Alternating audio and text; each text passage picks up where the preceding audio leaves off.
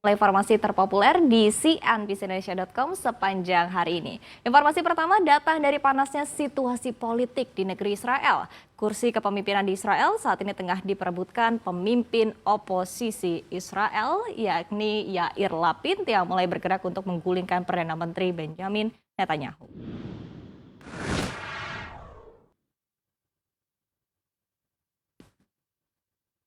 Melansir Reuters, Lapid secara resmi mengatakan kepada Presiden Israel Reuven Rivlin bahwa pihaknya telah mencapai kesepakatan baru dengan sekutu politik untuk membentuk pemerintahan baru.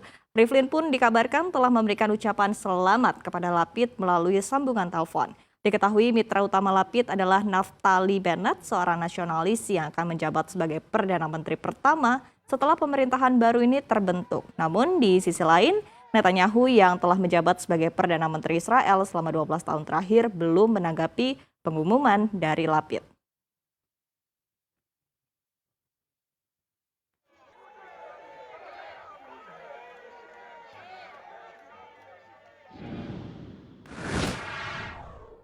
Ya, kita beralih ke informasi berikutnya yang datang dari kekhawatiran pemerintah Indonesia terhadap pengetatan kebijakan moneter yang berlangsung di Amerika Serikat yang tentunya akan mempengaruhi pemulihan ekonomi di seluruh dunia. Para pengambil keputusan kebijakan di tanah air pun tampak sudah mulai waspada. Baik Presiden Joko Widodo, Menteri Keuangan Sri Mulyani, hingga Gubernur Bank Indonesia Peri Warjio, seluruhnya telah sepakat terkait adanya ancaman taper tantrum dari Amerika Serikat. Bank Indonesia menyebutkan saat ini pihaknya telah memperhitungkan kemungkinan bahwa The Fed akan mulai mengubah kebijakan moneternya dengan mengurangi intervensi likuiditas hingga melakukan pengetatan dan kenaikan suku bunga.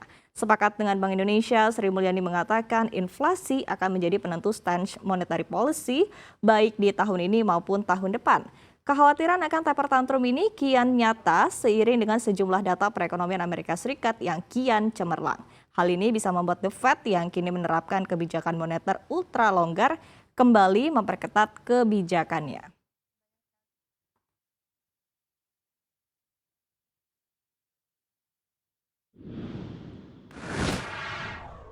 Ya, dan kita beralih ke informasi lainnya, ada kabar yang kurang menyenangkan ya bagi para calon jemaah haji di dalam negeri. Karena tahun ini pemerintah Republik Indonesia kembali memutuskan untuk tidak memberangkatkan jemaah haji dalam penyelenggaraan ibadah haji 1442 Hijriah atau 2021 Masehi.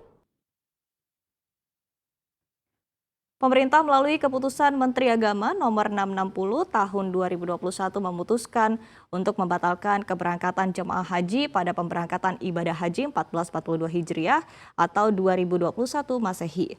Keputusan ini mulai berlaku pada tanggal penetapan yaitu 3 Juni 2021. Keputusan ini dilakukan untuk menjamin kesehatan, keselamatan, dan keamanan para jemaah haji di tengah pandemi COVID-19.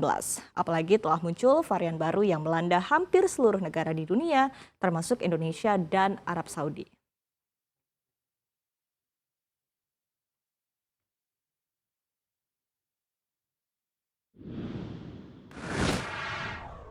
Ya, kita beralih ke informasi terakhir yang juga menjadi perhatian para pembaca CNBC Indonesia sepanjang hari ini ya.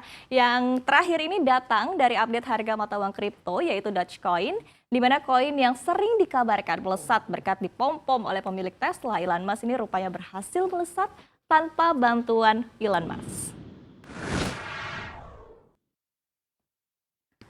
Pada perdagangan Rabu 3 Juni 2021, mata uang kripto Dogecoin kembali meroket. Sebelumnya Dogecoin sempat melesat hingga 35% pada perdagangan kemarin dan kini penguatan Dogecoin berada di kisaran 14,25% di sekitaran pukul 13 waktu Indonesia Barat. Dogecoin merupakan mata uang kripto yang dibuat sebagai lelucon atau meme. Popularitasnya pun melesat berkat bantuan salah satu orang terkaya di dunia, Elon Musk. Meski demikian, penguatan kali ini bukan disebabkan oleh Elon Musk, melainkan Coinbase, yaitu adalah salah satu bursa kripto terbesar di dunia yang sudah melantai di bursa saham Amerika Serikat. Coinbase memasukkan Dogecoin dalam platformnya yang artinya Dogecoin akan bisa diperdagangkan di Coinbase.